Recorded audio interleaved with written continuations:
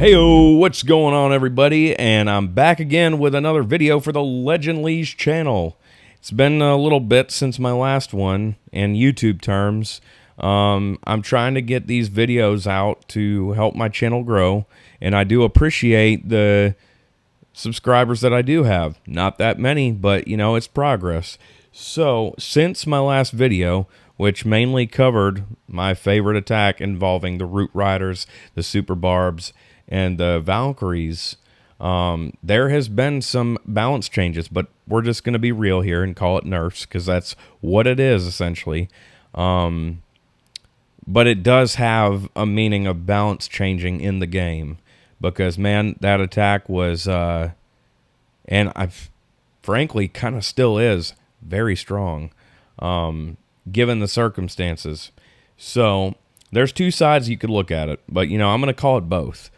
But I'm going to start by saying they're nerfs. So the major effects of the attack that I like to use started with the hero equipment. And the hero equipment that I use specifically at the top was the Warden. Now, I will express a little frustration. The Eternal Tome took a nerf. It took, I believe, a second and a half of a nerf. And that makes a difference. I guess I'm frustrated with the fact that that was a original hero equipment for the Warden before hero equipment ever came to fruition. So then there was the Eternal Tome. The Eternal Tome was a common equipment that was added once hero equipment came to be. Both of those took a hit. I believe the hero equipment for the Warden, the healing tome went from 25 seconds to 20 seconds. So it's a nerf.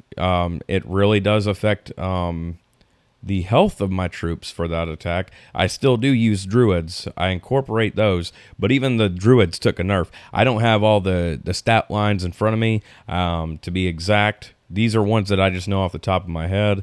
The numbers that I give are the ones that I know, so not to mislead anybody. I know the druids took a nerf. Then the Royal Champion, that was another big set of nerfs. The Haste Vial, a 2-second difference now, went down from 12, I believe, to 10 seconds. And then the Hog Puppet, I'd say that was is an offensive ability. That was the biggest nerf for the heroes. Level 13 max hogs down to level 11 hogs. That's a pretty big difference in my opinion. And it goes to show with what I'll show you later in this video. So I'm still optimistic. I still like the game.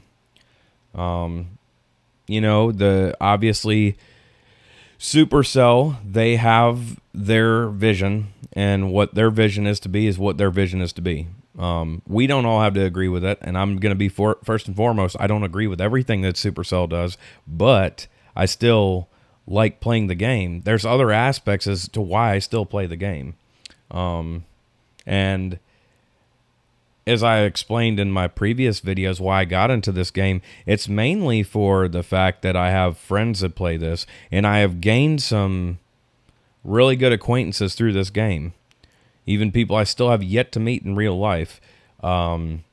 It's gained some networking here.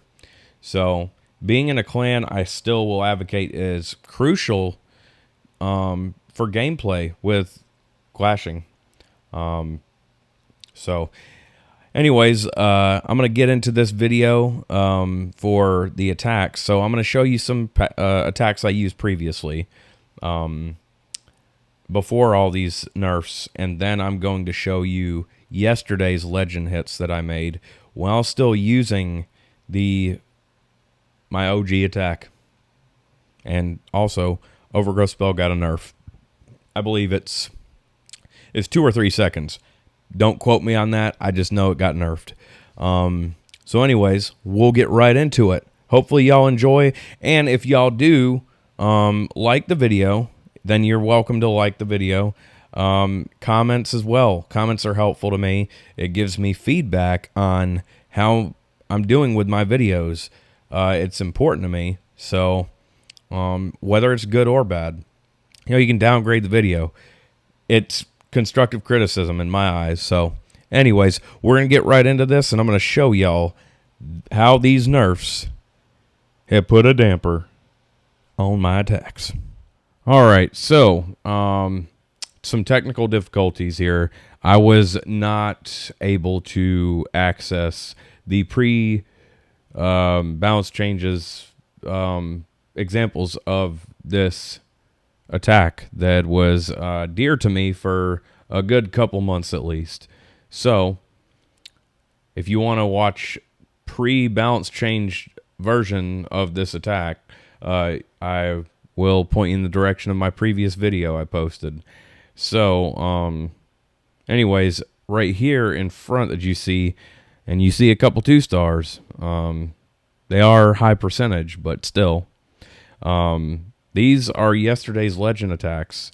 So I did decide post nerf to give this a chance in legends. I am currently and actively looking for a new attack. So if y'all have any suggestions, I urge you to comment and let me know what y'all's recommended attacks are post nerf. So anyways, there is a 3-star. That was my first attack yesterday in Legends, and there has been some success to it. It's still a very strong attack, but it feels like these opponents, it feels like all these opponents I'm facing are on hard mode, which indeed they're not on hard mode. And with the balance changes, they have made some very defining changes with hard mode in general, with the hero equipment being maxed and capped off at certain levels. So I don't have those exact numbers, but there's probably a lot of other people that have posted up videos with these balance changes more in detail. So anyways, we're going to get right into this, and I will show you the difference it was for me. All right, so with this, you can see there's, the base layouts are, I've seen base layouts like this. This is going to be an example of the 3-star that I got yesterday. This is my first attack in Legends. But if you look at the defenses here, these are fairly rushed defenses. This is not a max Town Hall 16. So I would say the level of difficulty is not as high. And you'll see in my later examples, when I'm facing the quality of a max Town Hall 16 after these nerfs, there is a considerable difference. So I think that played a large part in me getting the 3-star on this. But we'll get right into it. So I pretty much kind of do the same drop strategy. Drop a Root Rider, Druid, sprinkle some Super Barbs, but I do add a couple Valkyries. Drop the Siege Barracks and get right into making quick work. Drop some more Super Barbs, the main army, the Root Riders, Valkyries, Druids, King, Queen, and Warden. Drop a quick Rage there. And that clan castle is full of balloons. So I hit the Warden ability. Let me know what y'all think. It did seem a little bit faster, like I could tell the time difference. So the king kind of went out on his own there. So I did the Overgrowth spell as more of a directional thing, to redirect my troops to go get that town hall. So on the king, yeah, I'm still using all the same abilities with this one.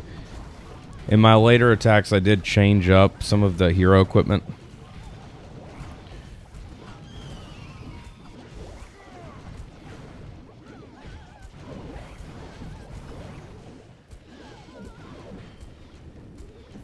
So yeah, I mean, I kind of was able to swag the hero abilities here at the end. But like I said, this is all, these were all lower level defenses as in, proportion to the town hall level. So anyways, let's get into another attack. All right, so another example here.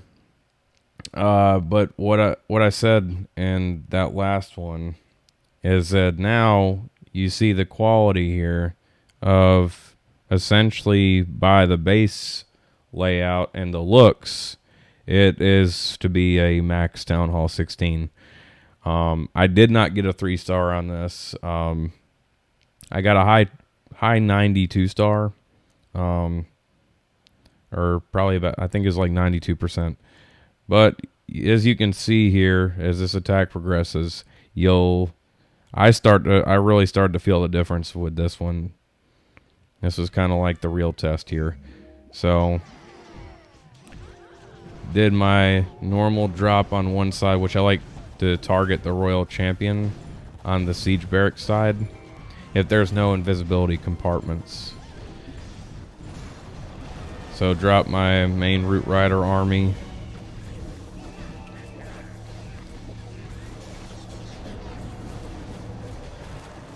Alright. And that was kind of a waste of a rage spell there. They didn't really go inside. They went around.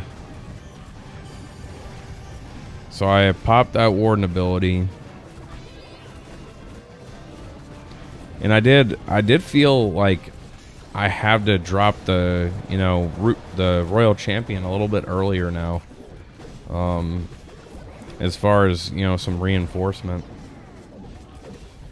to the attack, and I think that does is just another effect of the balance changes here. So, I dropped the second overgrowth spell all in this area, and that's still quite a bit of base left. I'm not even at 60%. And I've already had to use, 2 of the abilities for the heroes. And I'm going to have to pop the Royal Champion. Oh, wait, I already did that. Okay. So, I did finish in the 90%, 90th percentile here, but let's speed this up a little bit. So, but there's still a lot of base real estate, and I think that spiky ball really does kind of compensate for it. And I'm glad that the only nerf, so to speak, was just one less hit with the spiky ball. The king valiantly went down. So was able to take down that mortar. And pretty much just some... Okay, so it was 92%. So like I said, it's definitely had a difference with my performance. I'm still excited, It does kind of make for a different, a change here. Part of the purpose behind this. Yeah, let's get another attack going. Okay, so right here, invisibility compartments in the middle. I believe, I'm not sure if I switched to the log launcher for this one. I don't think I did. But this was the same percentage, but this was a 1-star, okay? And this base is, again, with the exception of walls, this base looks pretty much, maxed. So, not sure where I started my drop. I know it's probably on the eagle side. So I think I dropped...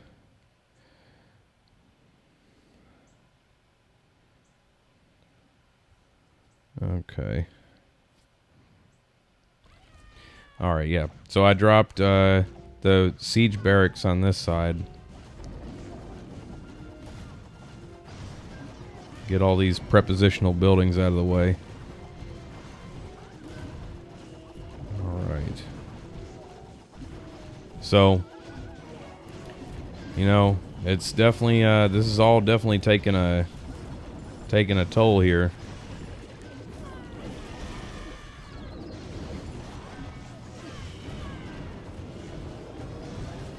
And, you know, in hindsight, maybe using the log launcher would have been a better option here. But I thought I'd get more troop value for, you know, all those buildings out on there on the outside using the siege barracks. So I overgrowth half of that compartment in a way to trigger that first invisibility tower.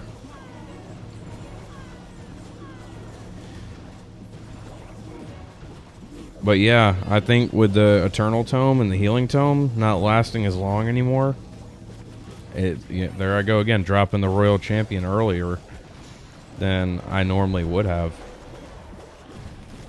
I dropped the second overgrowth back in that same spot because, you know, it's taking me a little bit longer. Those ice golems, you know, they didn't get any nerf that I'm aware of. So, you know, that's still a strong clan castle defense. Got the enemy king here. Tried to do my best to hold off on the Royal Champ ability, and as you've seen, okay, so this I did change the Royal Champion abilities. I changed to the Rocket Spear and the Seeking Shield. So I probably should have hit her ability a little bit earlier when she was farther away from enemy heroes and big defenses like the Ricochet Cannon. So this is pretty much, again, I'm left with the king. With some dim hopes of getting in there in time, and I did not. I time failed. So, yeah, this was this is noticeable. You know, but I'm still kind of stubborn. As you can see in my army camp right there, I've got dragons. Once I get more fine-tuning with that attack, I will, or better yet, when I get fine-tuning with some different attacks and get better, I will make another video, you know, as the time goes in to these nerfs and the effects and, you know, the meta changes. So here's another attack. Okay, so as you can see, there are invisibility towers, invisibility compartments, and this, by the looks, a max Town Hall 16. So, and what a treat, got the Eagle and the Monolith in the same area. So by this point yesterday, you know, it was just kind of like do the best that I can. And I didn't really have a set goal in mind. Legends yesterday wasn't really so much about the trophy pushing as it was more like analyzing how this attack is going to be for the time to come. So, and as always, when it comes to invisibility compartments like this, I do it differently. I use the log launcher. So I kind of split up the root riders here.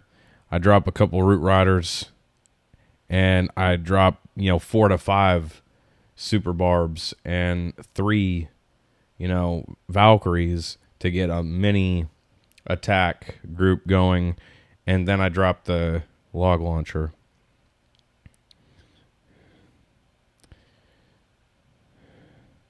And I do put some druids behind these root riders. So, sprinkle those super barbs and Valkyries, get that log launcher going, trigger that invisibility tower, drop the rest of my army down here with the King, Queen, and Warden, and I drop a rage to And I did put the Royal Champion down a little early to clear out this compartment here. And didn't want to hit the Warden ability that early, but they were going around the Eagle and Monolith, so kind of had to compensate. Kind of had to improvise.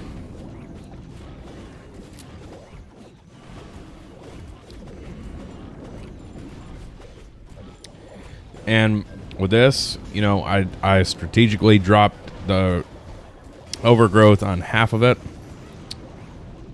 I probably could have saved that freeze spell for some better value, but triggered that invisibility tower.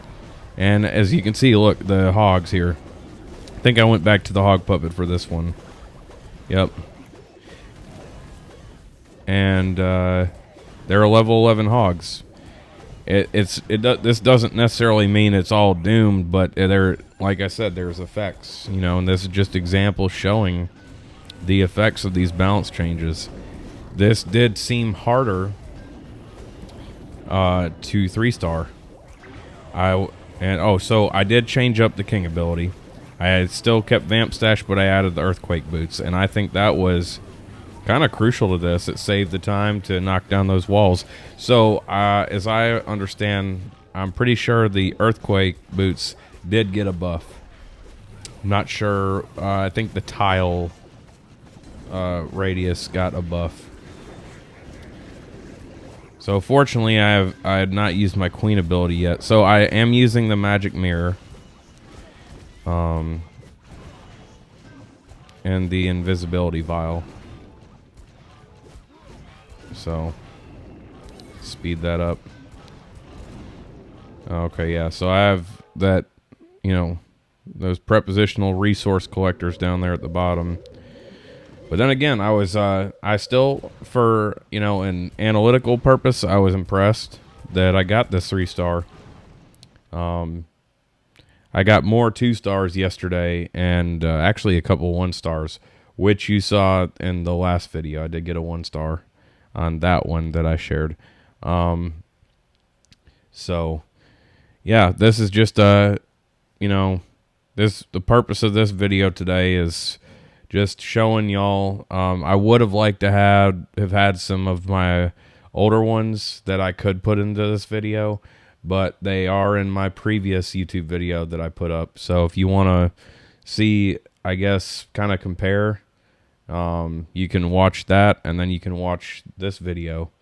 And as I said earlier, thank y'all for the support for this channel, and feel free to comment, like this video, tell me what y'all think. I'm open to learning, you know, some new attacks. In my clan, the leader of our clan that I'm in, Bad Larry, he has a YouTube channel, as I stated in my previous YouTube video. He has a lot more in-depth information on these balance changes, but he also has some new attacks that he's using to adapt to these changes. You know, along with these balance changes, the meta is changing. What is working for the Clash community? So I am a little bit stubborn. The old attacks die hard with me, especially this one. That attack is probably going to go down as probably one of my most effective attacks in my whole time playing Clash. You know, the game really did take a huge increase when I came back. You know, because it was about 4 to 5 years, maybe longer, almost 6 years, you know, not playing. So when that happened and I got back into the game, there was Gold Pass.